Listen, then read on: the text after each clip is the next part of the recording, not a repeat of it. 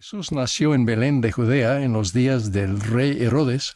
He aquí unos magos vinieron del oriente a Jerusalén, diciendo: ¿Dónde está el rey de los judíos que ha nacido? Porque su estrella hemos visto en el oriente y venimos a adorarle. Los reyes magos, como a veces se les llama, fueron sabios al procurar hallar y adorar al Mesías.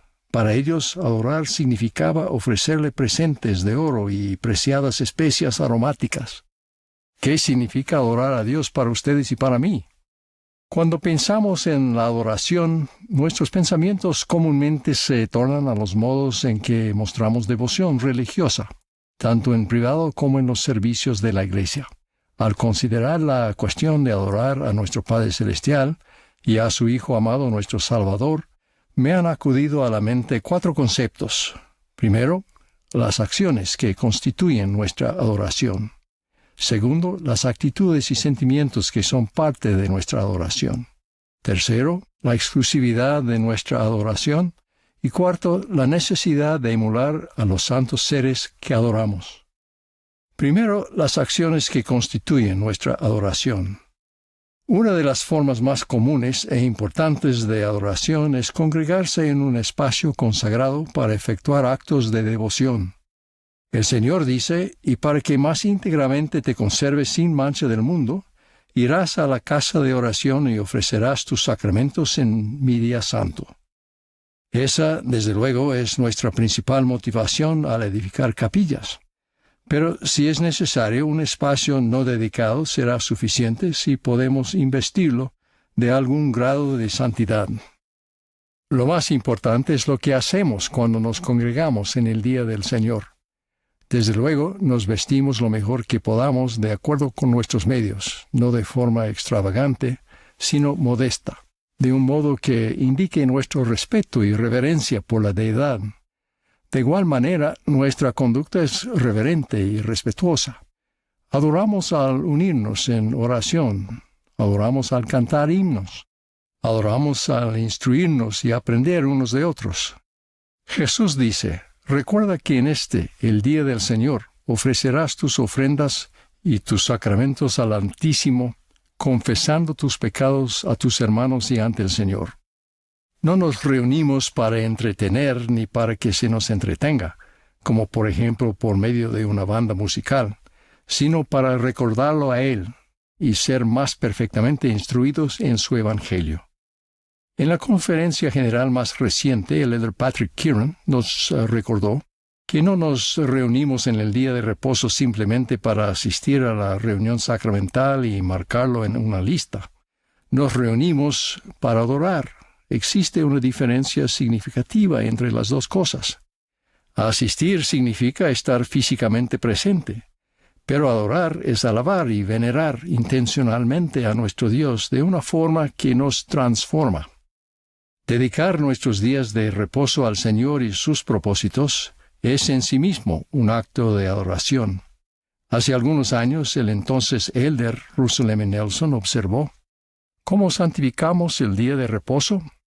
En mi juventud estudiaba las listas que otras personas habían recopilado de lo que se podía y lo que no se podía hacer en el día de reposo.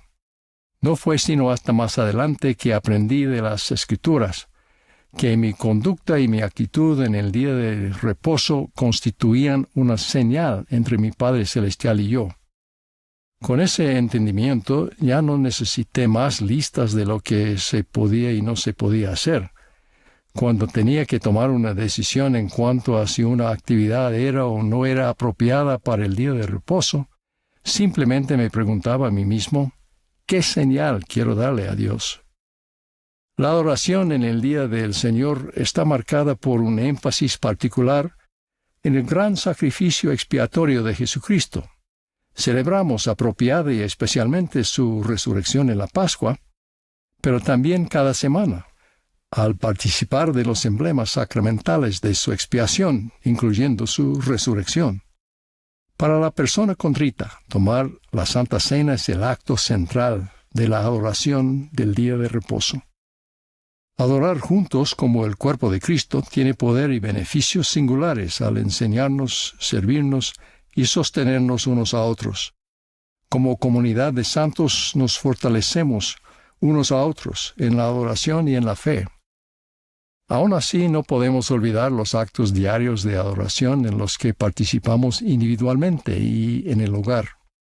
El Salvador nos recuerda: sin embargo, tus votos se ofrecerán en rectitud todos los días y a todo tiempo. Un hermano observó sabiamente: no imagino ninguna forma más profunda de adorar a Dios que recibir a sus pequeñitos en nuestra vida y cuidarlos y enseñarles el plan que Él tiene para ellos. Alma y Amulek enseñaron a los soramitas, a quienes se les habían prohibido entrar en sus sinagogas, que adoraran a Dios no solo una vez por semana, sino siempre, y en cualquier lugar en que estuvieres. Hablaron sobre la oración como modo de adoración. Debéis derramar vuestra alma en vuestros aposentos, en vuestros sitios secretos y en vuestros yermos. Sí, cuando no estéis clamando al Señor, dejad que rebosen vuestros corazones entregados continuamente en oración a Él. También hablaron de escudriñar las Escrituras, de dar testimonio de Cristo, de los actos y del servicio caritativos, de recibir al Espíritu Santo y de vivir cada día en acción de gracias. Consideren esa idea: vivir cada día en acción de gracias. Aquello hace referencia a mi segundo concepto: las actitudes y los sentimientos inherentes en la adoración. Sentir y expresar gratitud a Dios es, de hecho, lo que infunde a la adoración un sentido de gozosa renovación en lugar de verla solo como un deber más. La verdadera adoración significa amar a Dios y someter a Él nuestra voluntad, que es la dádiva más preciada que podemos ofrecer. Cuando se le preguntó cuál era el primer mandamiento de toda la ley, Jesús replicó: amarás al Señor tu Dios con todo tu corazón y con toda tu alma y con toda tu mente. Además, lo llamó el grande mandamiento. Esa fue la norma personal de Jesús de adoración del Padre. Su vida y su sacrificio expiatorio fueron dedicados a la gloria del Padre. Recordamos conmovidos el desgarrador ruego de Jesús en medio de un sufrimiento y una angustia inimaginables. Padre mío, si es posible, pase de mí esta copa. Pero también sus palabras sumisas: pero no sea como yo quiero, sino como tú. La adoración es esforzarse por seguir ese ejemplo perfecto. No lograremos la perfección en este curso de la noche a la mañana, pero si cada día le ofrecemos a Él como sacrificio un corazón quebrantado y un espíritu contrito, Él nos bautizará de nuevo con su espíritu y nos llenará de su gracia. Tercero, la exclusividad de nuestra adoración. En la primera sección de Doctrina y Convenios, el Señor pronuncia esta reprobación al mundo: ¿por qué se han desviado de mis ordenanzas y han violado mi convenio sempiterno? No buscan al Señor para establecer su justicia. Antes, todo hombre anda por su propio camino, y en pos de la imagen de su propio Dios, cuya imagen es a semejanza del mundo. Es bueno que recordemos el ejemplo de los 3 jóvenes judíos, Ananías, Misael y Azarías, que fueron llevados cautivos a Babilonia no mucho después que Ley y su familia salieran de Jerusalén. El rey Nabucodonosor los llamó Sadrach, Mesach y Abednego. Más adelante, cuando los 3 se negaron a adorar una imagen que él había levantado, Nabucodonosor mandó que los echaran dentro de un horno de fuego ardiente y les dijo: ¿y qué Dios será el que os libre de mis manos? Recordarán su valiente respuesta: nuestro Dios, a quien servimos, puede librarnos del horno de fuego ardiente, y de tus manos, oh rey, Él nos librará. Y si no, has de saber que no serviremos a tus dioses, ni tampoco adoraremos la estatua que has levantado. El horno estaba tan caliente que mató a quienes los arrojaron dentro de él, pero Sadrach, Mesach y Abednego resultaron ilesos. Entonces Nabucodonosor habló y dijo: bendito sea el Dios de ellos, de Sadrach, de Mesach y de Abednego, que libró a sus siervos que confiaron en él, y entregaron sus cuerpos antes que servir y adorar a otro Dios que no fuese su Dios. confiaron en Jehová para la liberación. Y si no, es decir, aunque Dios en su sabiduría no impidiera su muerte, aún así se mantendrían fieles a Él.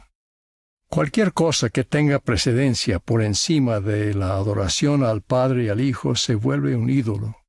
Quienes rechazan a Dios como la fuente de la verdad o repudian toda responsabilidad ante Él, en efecto lo sustituyen y se erigen a sí mismos como su propio Dios. Aquel que antepone la lealtad a algún partido o alguna causa a la dirección divina, adora a un Dios falso. Incluso quienes aparentan adorar a Dios, pero no guardan sus mandamientos, andan por sus propios caminos. Con sus labios me honran, pero su corazón lejos está de mí. El objeto de nuestra adoración es exclusivamente el único Dios verdadero, y Jesucristo a quien Él ha enviado. Finalmente, la necesidad de emular al Padre y al Hijo. En última instancia, la forma en que vivimos podría ser la mejor y más genuina forma de adoración. Mostrar nuestra devoción significa emular al Padre y al Hijo, cultivando sus atributos y carácter en nosotros mismos. Si, como dice el refrán en inglés, la imitación es el modo más sincero de alabar, entonces podríamos decir con respecto a la deidad que la emulación es el modo más sincero de venerar. Aquello implica un esfuerzo activo y sostenido de nuestra parte por buscar la santidad. Pero el llegar a ser más semejantes a Cristo es también el resultado natural de nuestros actos de adoración. La frase del Elder Keeran, citada anteriormente sobre adorar de una forma que nos transforma, es significativa. La verdadera adoración es transformadora. Esa es la belleza de la senda de los convenios, la senda de la adoración, del amor y de la lealtad a Dios. Entramos en esa senda mediante el bautismo, prometiendo tomar sobre nosotros el nombre de Cristo y guardar sus mandamientos. Recibimos el don del Espíritu Santo, el mensajero de la gracia del Salvador, que nos redime y nos limpia del pecado, conforme nos arrepentimos. Incluso podríamos decir que al arrepentirnos lo estamos adorando. Luego siguen ordenanzas y convenios del sacerdocio adicionales que se hacen en la casa del Señor, las cuales nos santifican aún más. Las ceremonias y ordenanzas del templo constituyen una forma elevada de adoración. El presidente Russell M. Nelson ha recalcado que todo hombre y toda mujer que participa en las ordenanzas del sacerdocio y que hace y guarda convenios con Dios, tiene acceso directo al poder de Dios. Aquel no es tan solo un poder al que recurrimos para servir y bendecir, también es el poder divino que obra en nosotros para refinarnos y purificarnos. Al andar por la senda de los convenios se manifiesta el santificador poder de la divinidad en nosotros. Ruego que seamos determinados al adorar a nuestro Padre Celestial y a nuestro Redentor, Jesucristo, individualmente, en familia y juntos, como el cuerpo de Cristo. Ruego que entreguemos el corazón a Dios y procuremos su gloria, que no tengamos dioses ajenos delante de Él, y que como discípulos de Jesucristo emulemos su carácter en nuestra propia vida. Testifico que conforme lo hagamos, experimentaremos el gozo de la adoración. En el nombre de Jesucristo. Amén.